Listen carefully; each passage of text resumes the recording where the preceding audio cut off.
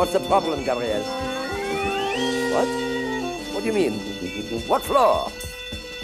The 7th? Oh, I don't believe it. Hold the line a minute. I said, hold the line. Hold on, I'll go look for myself. Hold on.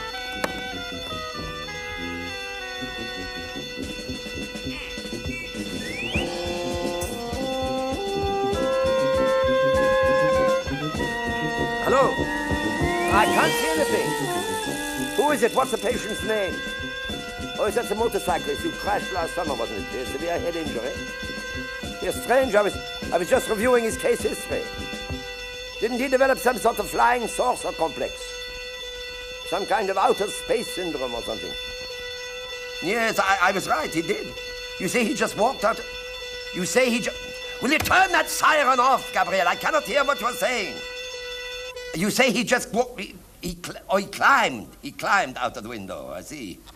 All right, well, I don't suggest you do anything. Just put him in Ward 19 with some hot milk or something. Yeah, of course he'll come back. Now, stop worrying, Gabrielle. Yes, darling, I will. Yes, darling, I will. What on earth are you doing out there? Be careful, for heaven's sakes. Oh, maybe I should go back. No, don't move. Just hang on tight. You don't want to hang about out there dressed like that. You'll catch cold. No, Doctor. Not on such a beautiful, starry night like tonight. Doctor. Yes?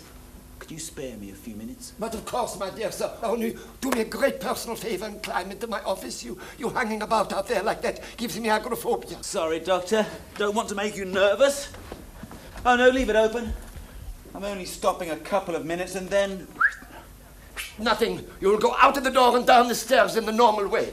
Now, please, leave my papers alone. Sit down. Thank you. Now, my dear sir, what can I do for you? You know who I am, don't you, Doctor? Yes, of course. You came to our sanitarium last summer after a very severe accident with your motorcycle. And when I regained consciousness, you examined me. I did? And you saw to it that I was immediately transferred from the medical to psychiatry. I don't think it was I who arranged your transfer. Oh, yes, you did. I was looking through my case history the other day and I came across your diagnosis. I see that we are rereading it. This? No. This is. I was just looking at your X-ray. Oh. Tell me, my dear sir, how did you get to your file? I know this clinic inside out, from top to bottom. Even down to the nocturnal activities of Nurse Trapp. Yes, well, I sincerely hope you will keep your information to yourself. Oh, naturally. If I talk, I'll be put on the hot milk treatment in Ward 19. And then I won't get around anymore. Correct. Doctor? Yes? I have a very special treat for you. Really? Really. As I wandered around one evening, I accidentally stumbled into the inner sanctum of Professor Wunderlich. Naturally, I went through his files, and what did I discover? Your curriculum vitae. And while glancing through it, it dawned on me that you, too, are a man who couldn't find himself in this world, or couldn't make himself belong. Just like me. Indeed. Yes, Doctor, indeed. First, you were an actor, then a journalist, and then you decided to become a priest. And finally, you became a psychiatrist. Now, it seems obvious to me that you couldn't adapt to this earth any more than I could. Diagnosis? You come from another star, so do I. That's very interesting. Please continue. And that's why I'm here. I want to do something for you. That's very kind and considerate of you. And what precisely do you want to do?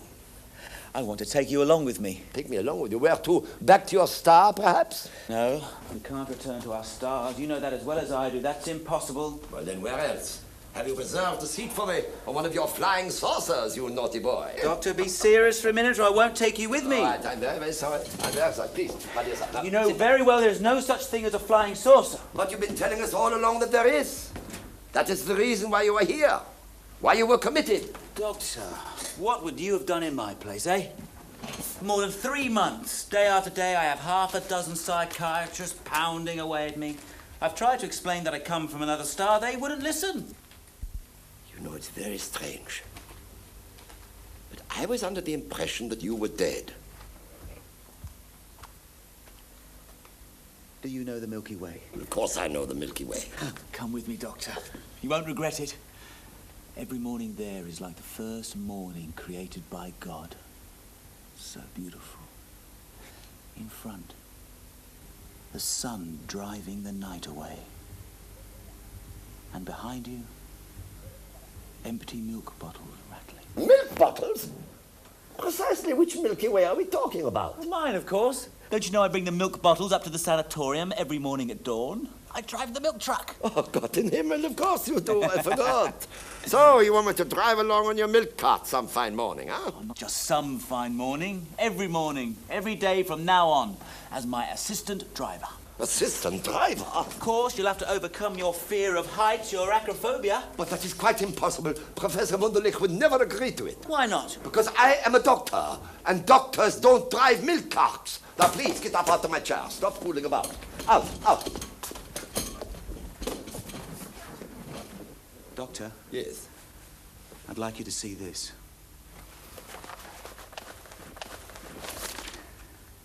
What is it? It's a play. It's dedicated to you. See? Dedicated to Dr. Neuros, in gratitude for not having found himself yet. It's a play for us, for the two of us. There are two main characters. One of them is me, and the other's... Well, I'll let you and your friend play all the others. Me? Oh, you must be joking. Why? You were an actor. I can hardly ask the professor to pay me a salary as a doctor in return for my services as a milkman and an actor. I don't think he'll object once he feels the influence it'll have on our patients. Patients? Now, wait a minute, you can't... Why not? We've had performances here before. The Ward 19 Electric Shock Show, the Escapology Straitjacket Sextet, and the Doctor's Hypodermic Dart Display. So why not my play? What's your play all about? It's about me and my experiences with others. I cannot make a decision myself, of course. You understand that.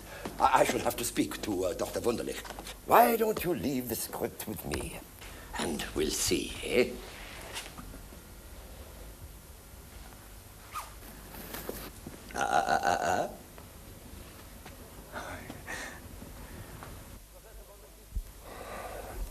Professor Wunderlich? Neuros speaking. Forgive me for disturbing you so late.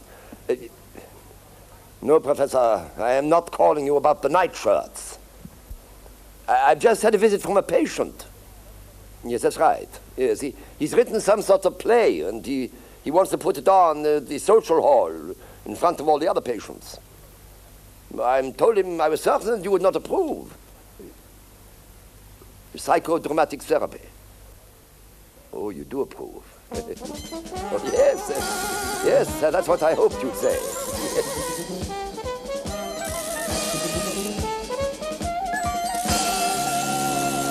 Ladies and gentlemen, Professor Wunderlich, colleagues, nurses, and friends from wards 1, 4, 7, 11, 14, and 19.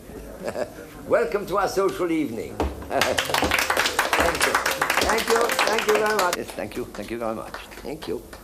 Now, before we start our program tonight, I have a few announcements I should like to make on behalf of our administration.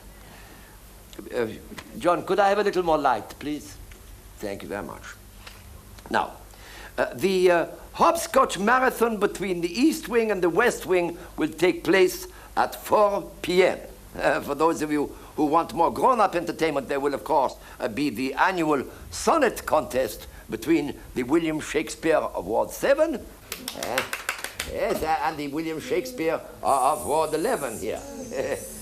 Little applause for the William Shakespeare for Ward 11. Yeah. Next, our Ward 9 all-boy choir has sent out an appeal for trebles.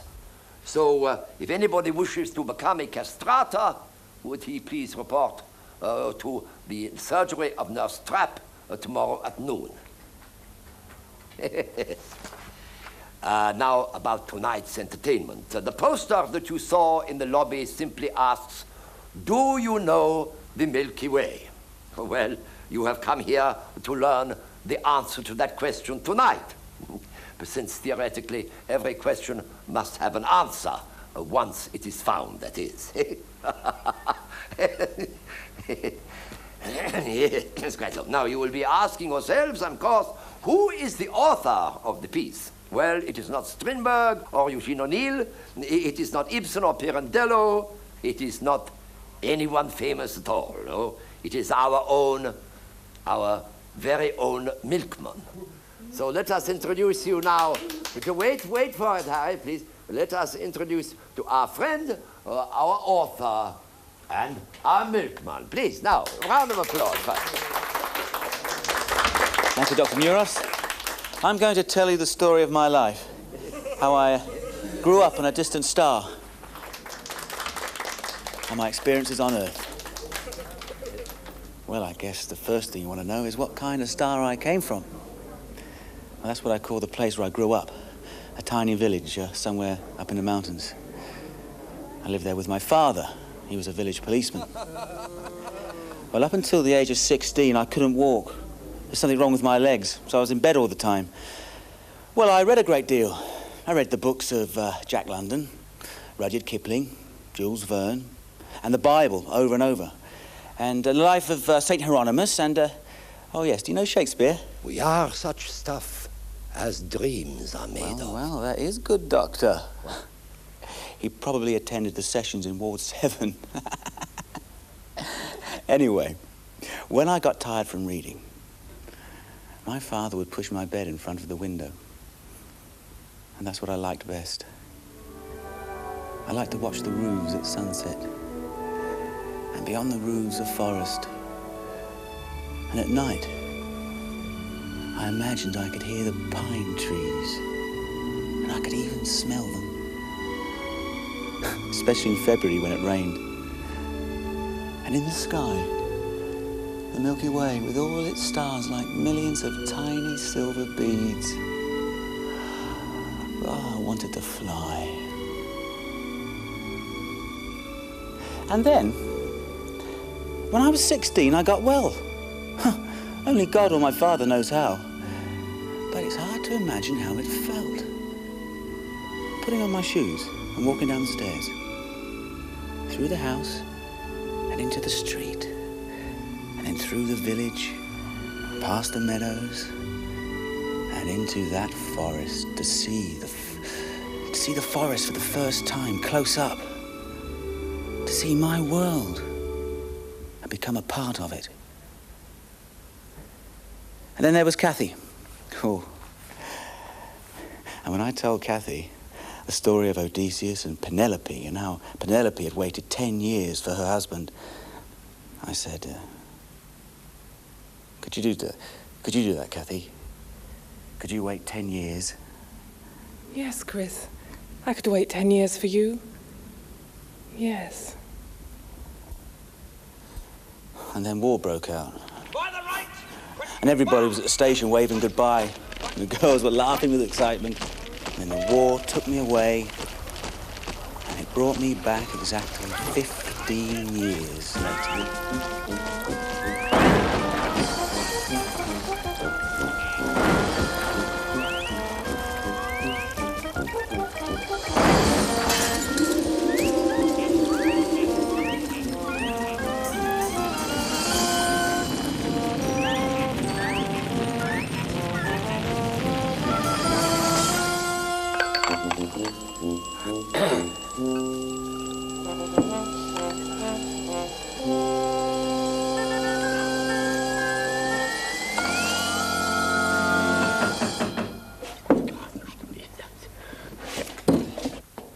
Took me away, and it brought me back exactly 15 years later.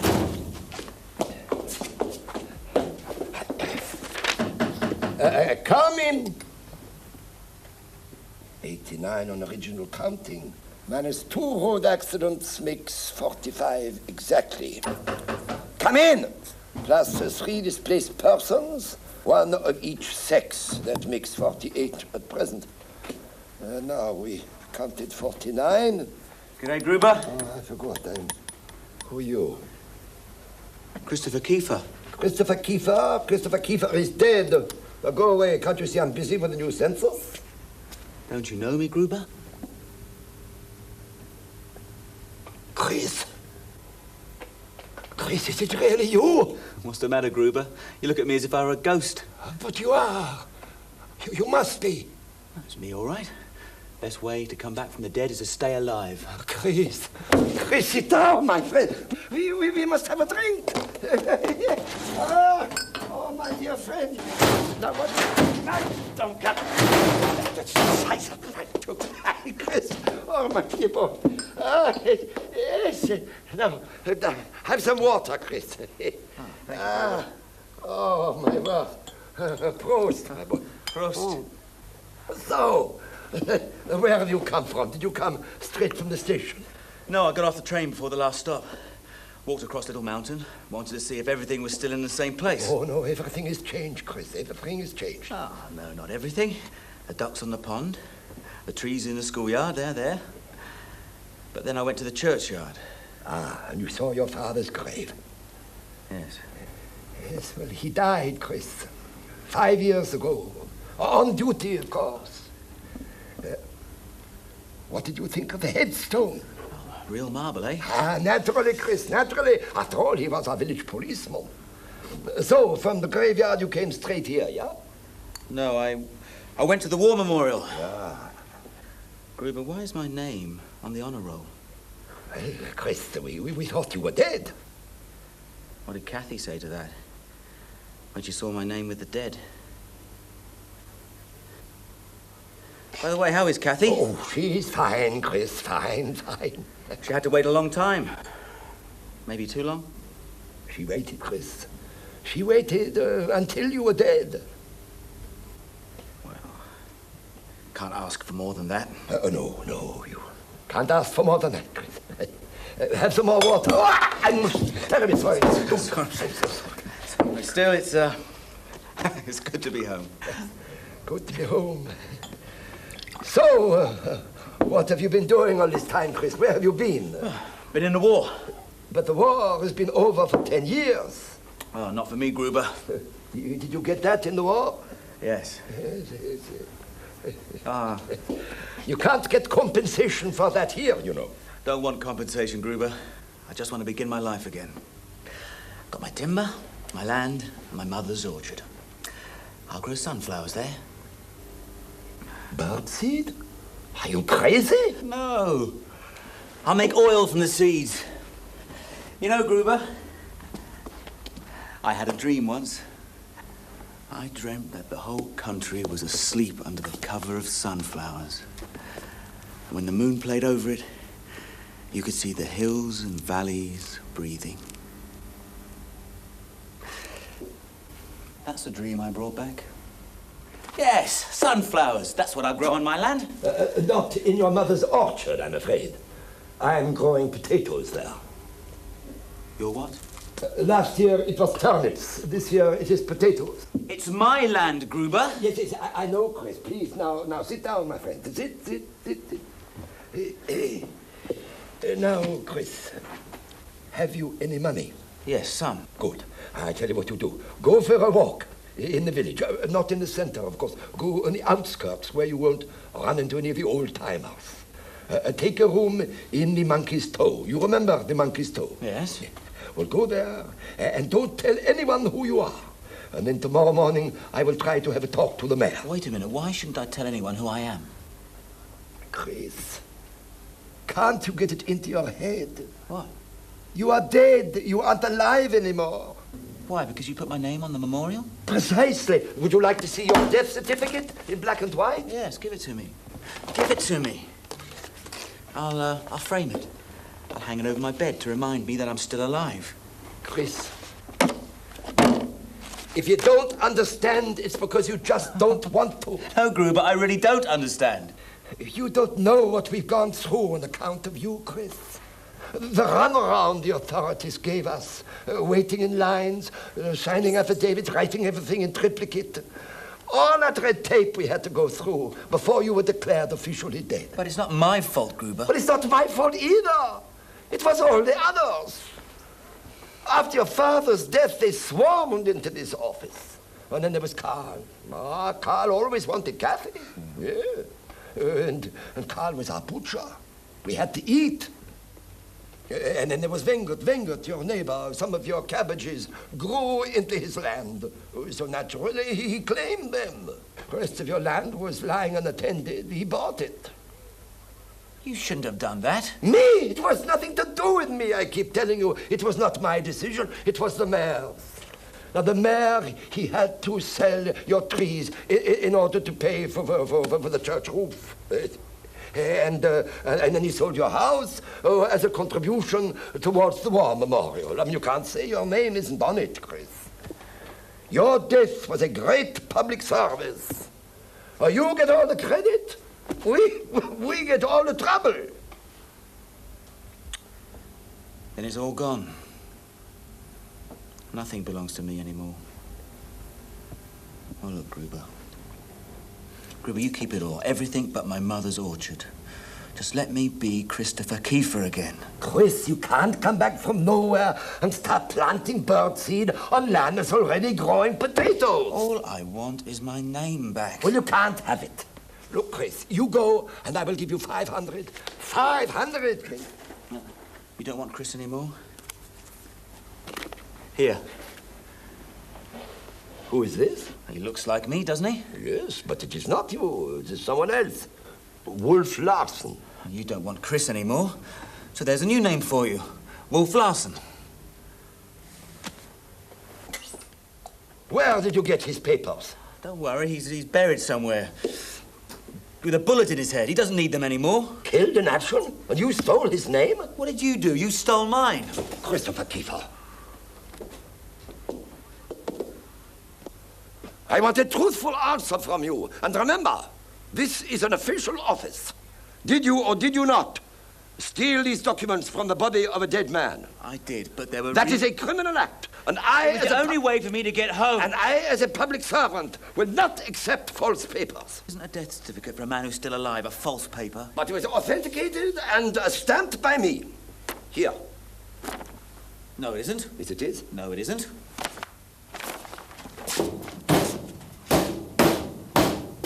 It is now. Look. If I promise never to come back here again, will you please let me have a copy of my birth certificate? No, I will not. Because you will not keep your promise. I know your kind. You let us down. You lost the war for us. Even if I ask the lawyer to vouch for me? The lawyer is dead. Well, what about the old judge? Also dead.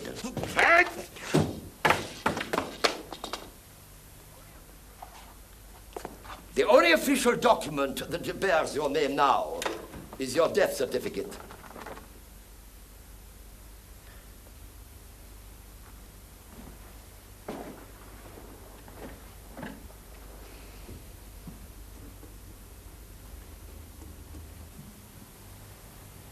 Just like to say thank you, Gruber, for the water, for not letting my land go to waste.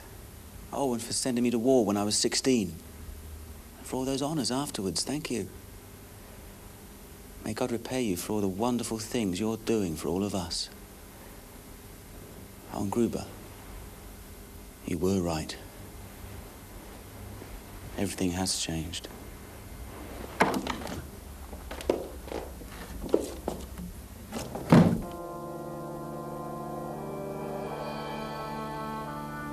I took a room for the night. I couldn't sleep. I just stood at my window, looking up at the sky, trying to understand. And the Milky Way was bright and as distant as the memory of my childhood. I could have been born on one of those stars. Maybe that's where I grew up. But my star had grown cold and lost its brightness. Yes. And that's what I thought for the first time that night. Maybe our star stays bright only as long as we can keep sight of it. And if God lost sight of his stars, even for 40 weeks, they might all fade. Anyway, in the morning, I took a train to the city to track down the past of Wolf Larsen. All I had to go on was his ID card, which showed that before the war he had been employed by... Wemtills. That's West East Mutual Trust Insurance Life Securities. Commissioner Hoare? Hello, George. Oswald Firkinshaw here. Yeah. How are you? George, you remember the Larsen case? Oh, come on, George. Don't say you've had a convenient loss of memory already. Let me remind you, a fellow called Wolf Larsen got a hold of some of our confidential papers and was blackmailing us. Yes, we paid him off and he disappeared with the money. Coming back to you now, is it? What? Thought so. Wemtools is an important company dedicated to the compensation and restitution of all war damage and loss. Now, look here, George. A most extraordinary thing happened.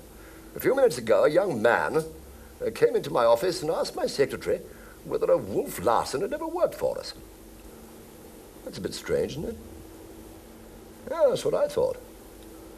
Yeah, well, I thought what I'd do is I'd ask him into my office and ask him a few questions. Huh?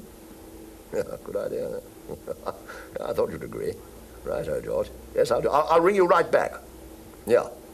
How's Mrs. Hoare? And all the little whores? Eh? The little devils. That's good, splendid, George. Right. Yes, thanks very much indeed. Yes, I'll ring you later. Yeah. Bye.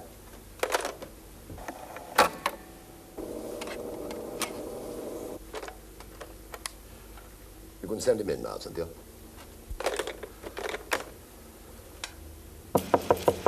Come in. Good day, sir. Good morning. I'm Sir Oswald Firkinshaw. Won't you sit down? Oh, thank you. Now then, I understand you wish to ask me some questions about a man called Wolf Larsen. Yes. May I ask first what you know about him? I only know his name and that he worked for your organization. Yes. Yes, I believe he did work for us for some time, but then he suddenly disappeared and we haven't heard from him since. Not likely to either. Why is that? He was killed in action. I'm sorry? He was killed in action. Oh, interesting. Very interesting, yes. Would you be prepared to swear to that? Swear to it? Why? Oh, just to complete our records and close his file, don't you know? You see, unless the man's death is officially confirmed, statistically, he's alive, even though he may be biologically dead. Oh, with me, it's the other way around. I beg your pardon? Well, biologically, I'm alive. Statistically, I'm dead. Really? That's why I'd rather not confirm the biological death of Larsen. I don't want to commit statistical suicide, so to speak. No, of course not. And what do you suggest that we do? There's only one thing left to do, and that's for me to go on living as Larsen. And that's why I'm here. I'd like to take his place. Oh, I'm afraid that is quite impossible.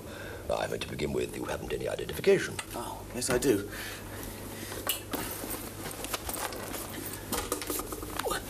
Thank you.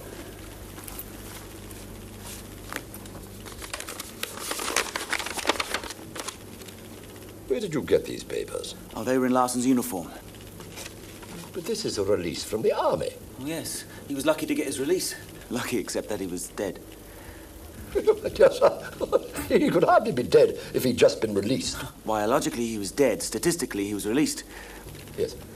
Let's put biology and statistics just to one side for a moment, shall we? And just tell me this. Who was released with these papers? I was. Christopher Kiefer. Again? I was. Christopher Kiefer. Ah, you were, yes. Well, then now you are released. Why don't you become whoever you were? Because I've been declared officially dead. And whilst giving a living person a death certificate won't kill him, it makes it awfully hard for him to live. No, the way things are, I think it's best to start all over again here at Wemtill's. As Wolf Larsen? Yes. Could I take over his job? Tell me, sir, was Larsen really dead when you took his papers? I mean, his lips didn't move at all? No last final message? How could he if he was dead? Again, please? How could he if he was dead? Ah, that's quite so, quite so. Oh, would you excuse me for a moment? A business call, you understand? Of course not. Thank you very much indeed. So kind. Oh, thank you.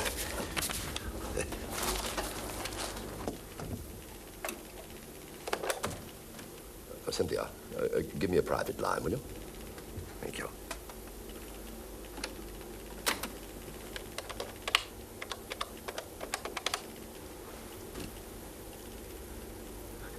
George, look, the whole situation is ridiculous. The man's a common soldier. He wants to return to civilian life under the name of our Wolf Larsen. No, I know he isn't Larsen, but he's got Larsen's papers. How? Well, he took them off his body during the war. No, of course he didn't say anything. He was dead, George. Yes. Ah, yes, I see what you mean. Yes, he may be using Larsen to stir up further trouble. No, we don't want that, do we? No, quite so. Yes. Wait a minute. I've got it. Here, George, look here. Why don't we stitch him up for Larsen's blackmail, eh? What? Yes, that's a good idea. Damn good, yes. Well, for the first time, we're in complete agreement, what? Yes. Yeah, if he wants to be Larsen so badly, why don't we let him, eh? What? Yes. Good. Excellent, George, yes. Yes, I know nothing, and I also know that you know nothing. Yes, absolutely. Right, George. Right. You send up 2 men, will you? Yes. I'll keep him talking here. Yeah. Bye, George. Yeah. Bye.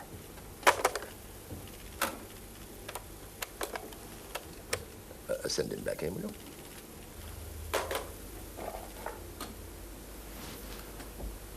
Come in, my dear sir. Thank you very much indeed for waiting. Won't you sit down? Oh, thank you. Now then, I've been giving your request some thought. Oh, would you care for a cigar? Oh, thank you. Oh, on the other hand, I think you prefer one of these. Ah, thank you. Light?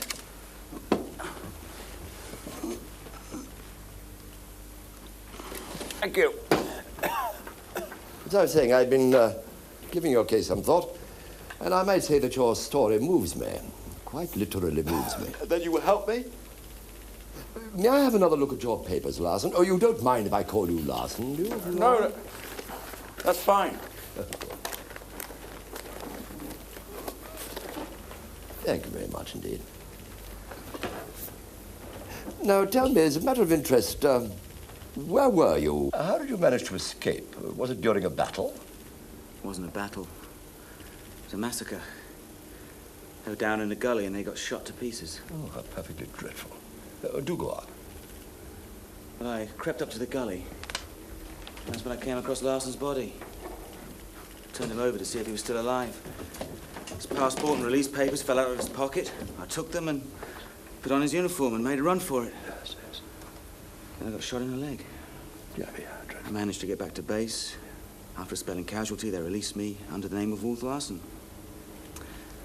That's my story. It's unbelievable, dear boy.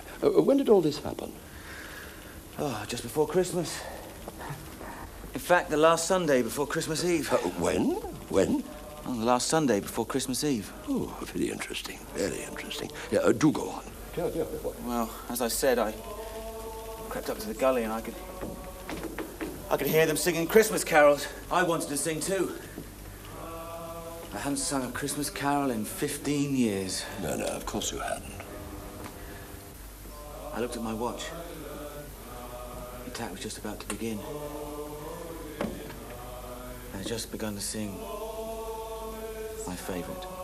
Oh, which one is that? Silent Night. It's mine too, yes. There was a minute to go. And I thought, I just hope you can finish it.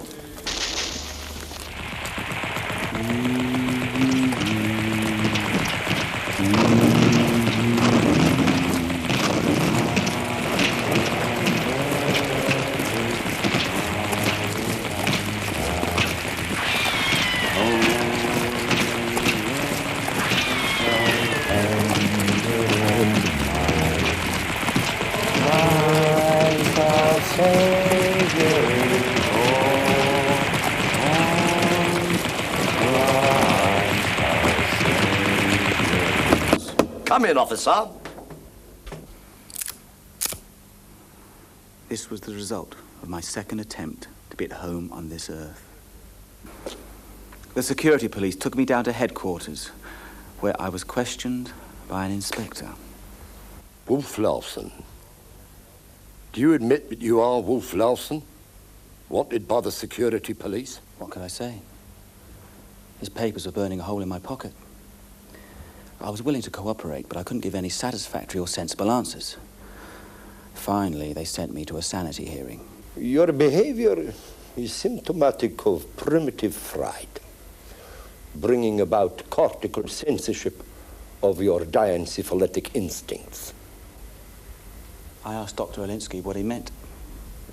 You are afraid to be punished for what you have done, and therefore pretend to be another man to escape having to face society, and especially yourself. In other words, you need help. I thought he did. Wolf Larsen. Total loss of memory, making for disorientation in all spheres. Probably reactive psychosis through injury in war. Sporadic tendencies towards schizophrenic obsession and endemic symptoms of a star mania. At other times, normal. When I raised objections, they sent me out for shock treatment. It's even more difficult to prove you're sane than to prove that you're alive. Know what I mean, Ward 19? Finally, they sent me up for trial. The question was... Can you punish a man convicted of guilt who is not personally guilty of knowing anything about his guilt? Yes, my lord. Well, you can. Because, ladies and gentlemen, things framed on the 1820s floor plan on the wall, without any question of doubt, because things through the black stain from, and therefore guilty, not only for what he has done, but guilty for not remembering anything about his guilt. Thank you, my lord. No, my lords, you cannot. No. Because not only for the deed done, and that, though I would ask that anything about the prisoner, the bar, should be also so, therefore, to find Wolf Larsen guilty would constitute not retribution, but an act of revenge. It was a contest between two masters of logic. This left the judge with only one alternative in the summation of my case. While it is true that an individual suffering from loss of memory is not in any sense the same individual he was before he lost his memory, to punish the accused would therefore be condemning one man for a crime committed by another. It is equally true that loss of memory does not exempt a man from punishment on two accounts: moral and psychological. Moral as to the guilty self, and psychological as to the individual who sublimates his guilt to evade the responsibility for his behavior by deliberately, if subconsciously, blocking the release of memory. Therefore, we sentence you to prison for the crimes you have forgotten. And we likewise suspend the prison sentence because you have forgotten your crimes and cannot therefore be punished. Dixit.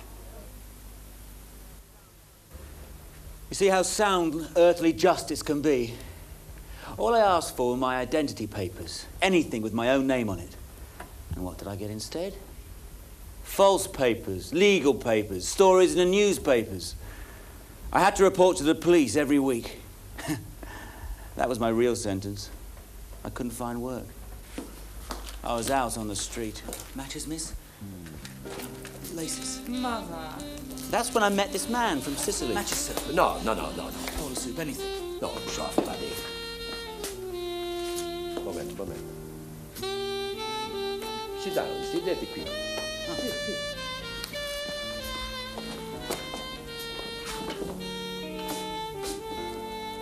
I've got no money. Oh, Mache, I'd have bet 1,000 lire you're a millionaire. Go on, eat, mangiare. Thank you. So, you're broke, huh? Mm-hmm. I was doing construction work. It got so cold they had to stop building. Why you not do something else? I can drive. I don't have a license. I can repair cars, but I don't have a work permit. Without a permit, all you can get is construction work. Now it's freezing. Why you not having a work permit? Here, you can read about it.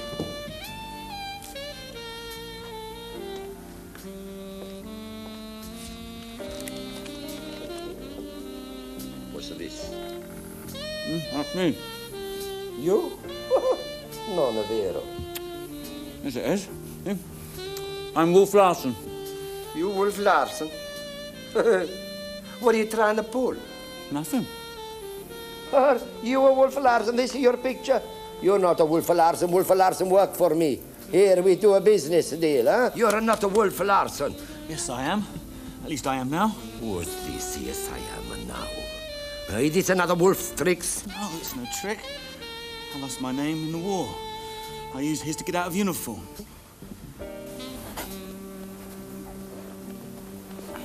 What's the matter? Are you sick? Yes, I am. Okay. You rest here a while. Maybe he bring me fortuna, huh? Thank you, Mr. Diavolo. Salvatore Diavolo. Thank you, Mr. Diavolo. What kind of name's Diavolo? Sometimes it's the first name, sometimes it's the last name. My older customers and my familiar, they call me Maestro. Maestro? Because I help them get in and out of jail on time, eh? Like Maestro in orchestra. Don't worry. Maybe Maestro help you too, help you find the work. You think I can? Look, I've got to report to the police. I've got a suspended sentence. Oh, don't worry. Maestro have connections. Mr. Maestro, connections or not, I won't do anything illegal. I'll carry the name of Larsen, but I won't live his lifestyle. You want some olives? No, thank you. Why you worry? Maestro won't ask you to break into a bank. No, but you want me to do things that nobody should know about. You show me one man out there who only do things everybody should know about. Oh, look at him. He talks like he's only been in the world 6 months. Yes, well, I have. Before that? Oh, before that, I was far away on my star. Sometimes I wonder which star it could have been. Yes, I know, it sounds crazy. Look at him. Like a grown man, he's sitting there like a kid telling fairy stories. Here in this world, you must learn to be like everybody else quick, or you'll be ate up. Homino homine lupus. Man is a wolf to man. A lot of compassion and charity. Here you learn the question of good and evil is just how you look at it. If you get caught, you are evil. If you don't, you're good. So, don't get caught. If you are, say it was business deal. Take your percentage. Well, if that's all you can offer me, and the answer's no. Then there is nothing I can do for you, niente?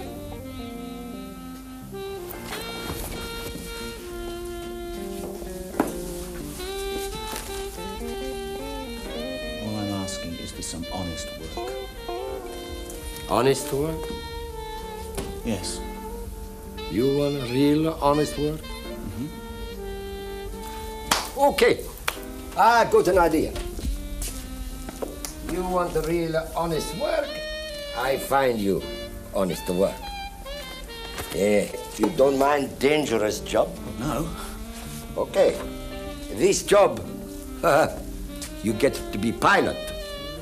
Fly dangerous missions, huh? Pilots? Say, you capiche engines, no? Yeah? Okay, you take this letter to a very good friend of mine, Captain Astro Cerebrus. You go there straight away. as soon as the train arrives. See? There you are now. Captain Astro Cerebrus. Huh? Yeah, moment.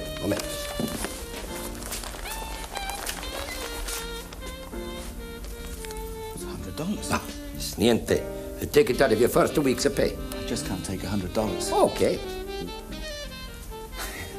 Thank you. Thank you, Mr. Via. You'll miss your train.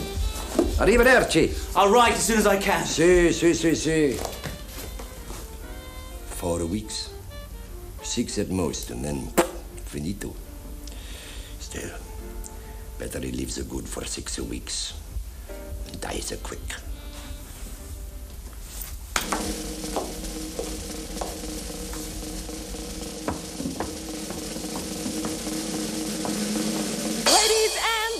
Step right up and get your tickets here. The show is about to begin.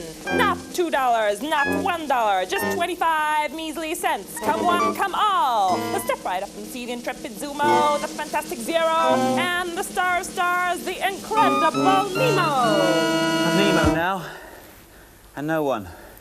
It's 6 months since the maestro sent me here as a fake space pilot. You may have seen this show somewhere, in a fairground, in a sideshow, or an amusement park.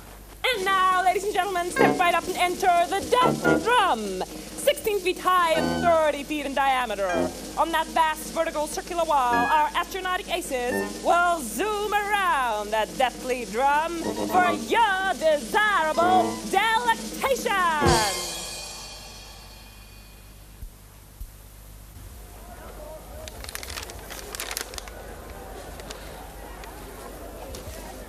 Hey, checked your machine, right? Mm-hmm. You shouldn't smoke that stuff, Zero. You nearly wrote yourself off last night. Hey, try one yourself, baby. If you drags this stuff and this hole becomes heaven. Some heaven. Anyway, I'm going. I'm leaving for good. The captain ain't gonna like that. The other blokes lasted 6 weeks and were carried out. I don't want to push my luck. I want to walk out of this alive. The only way you're gonna get out of this trap, man, is on real wings. Got the offer of a decent job. Oh? Do you know these people? They want to rebuild what was destroyed in a criminal war in a spirit of forgiveness and peace. Yeah, I heard about these reconciliation boys. So, they took you on, huh? Mm-hmm. As a member of their rehabilitation team. What do they pay? Nothing, but it's decent work. You get living expenses, not like here, dying expenses. And you don't have to wear a uniform. So you're gonna save the world bare ass. How'd you get this job, anyway? By telling them the truth, and they believe me. It's a chance to begin again. Isn't that something? Let's take a look at that thing. What you doing? That's my passport out of here. Zumo's on his last few circuits. You listen to an old thief, man? You weren't born yesterday. Neither was I. You're never going to get out of here, you know. This is an act with no exit. The captain sorted it out with the police. Yeah, that's what he told me. I tried to leave. He had the cops on my back within minutes. I'd have crawled back to the captain and begged for my job back on half pay. I'd never crawl back. I'd rather die. The trouble with you, man, is you live in hope. Hey, I got a love letter here for you. The cops.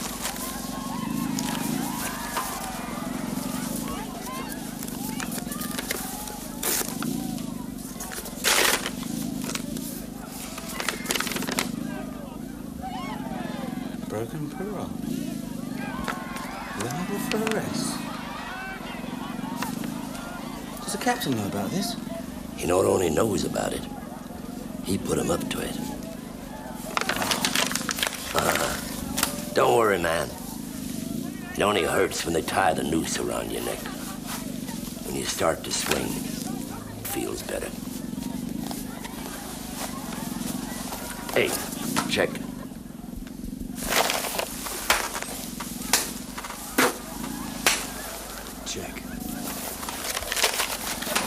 Let's go.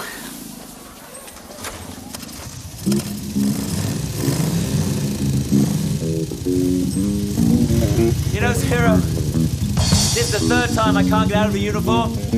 Relax, man. You'll feel better tomorrow. Tomorrow I'll be far away. Oh, where? Home! And I'm heading there now.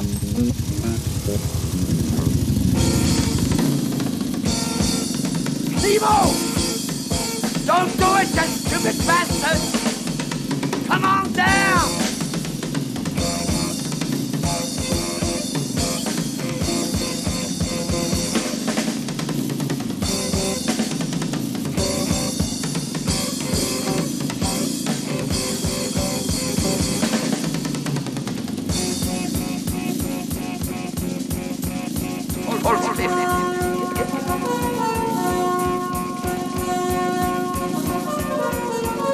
You admit it?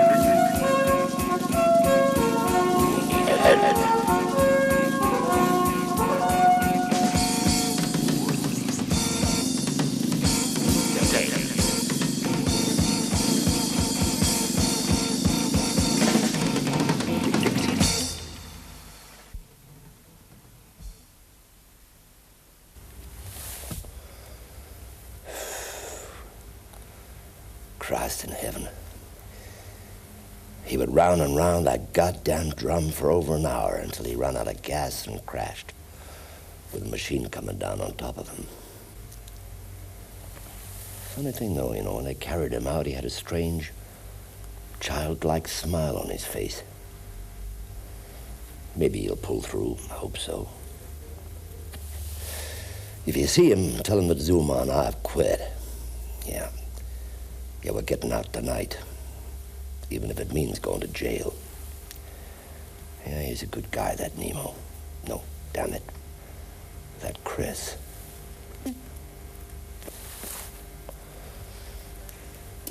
Friends, fellow inmates, nurses, doctors, ladies and gentlemen, the story I wanted to tell you tonight, to play for you, ends with my flight out of the death drum. Of course, I would have liked to have been a part of this world. To belong, to plant sunflowers. But whether or not it would have worked out, I don't know. But for a moment, I found my star down the lane where all the stars lie. Perfect visibility. So beautiful. No doors and no need to search anymore. At least not for our old stars, for they are gone like our childhood. But remember, for every star that fades and dies, another one lights up. But before we go, there's one more little scene I want to show you. Unrehearsed. In fact, it's going to be a surprise even for Dr. Neuros. You're going to see here, on this stage, our head doctor and director, Professor Wunderlich himself, in a conversation with Dr. Neuros, due to take place, shall we say, tomorrow night? Doctor. This comes as a complete surprise to me. I thought the evening was over. Why has he given me the Kiefer file? I don't know, Doctor. Secrets. Everybody has secrets.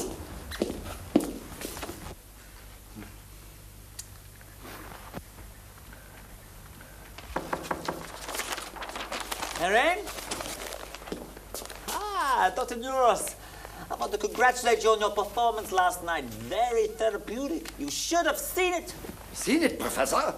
I was in it. You were? Oh, yes, of course you were. Doctor, why are you looking through that telescope? I'm trying to find Christopher Kiefer's new star. Blue car? New star, Professor, new star. Neuros, you shouldn't take your part so seriously. It's only make-believe. On the contrary, Professor. It really happened. Christopher Kiefer's file substantiates that fact. Yes, that's how I like my fiction. As far from reality as possible. Dr. von Strom, you ordered 400 new pairs of pajamas when I wanted nightshirts. For psychological and scientific reasons. Now, where were we? Ah, yes, fiction, delightful fiction. You are for nightshirts, aren't you, Neuros? Certainly, Professor, certainly. Good. Which brings us to the point. Where did Kiefer get his awareness of social conflict, id, superego, and ego? Out of books? Oh, no, out of life. He lived through it all. He did? Are you sure? Well then, Neuros, let's just suppose for a moment, that the man did not invent the story, that it actually happened. What do you say to that, huh? You've done it again, Professor. You're a genius. Of course you are right. It's the story of his life. His wife? His life. Life. Why are you making that noise, Neuros? Oh, it's playing with my searchlights. Right. Since we have proven... What have we proven?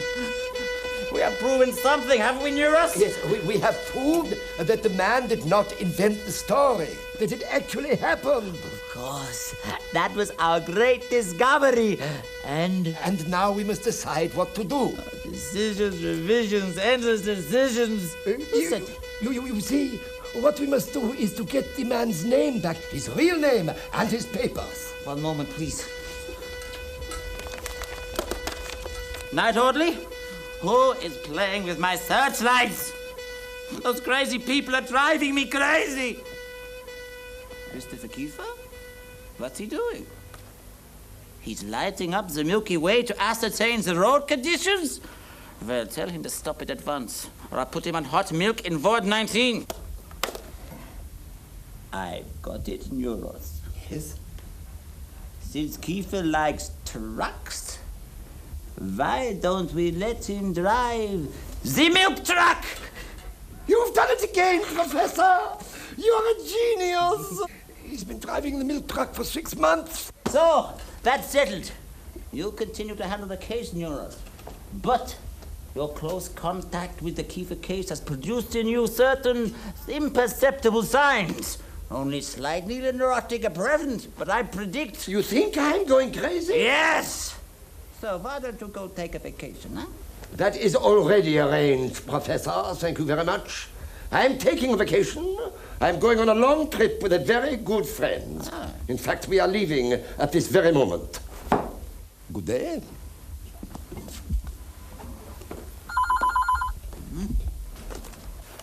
Hello? Dr. Neuros? No, he just left. He's taken a vacation. How would I know where to? To the Milky Way, of course, Professor. Where else? Come along, Kris. I'm waiting.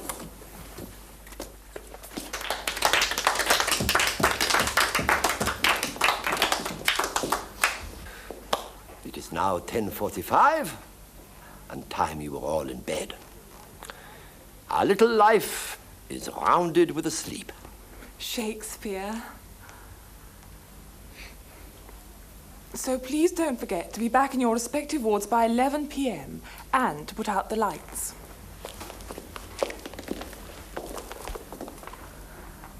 But leave your windows open.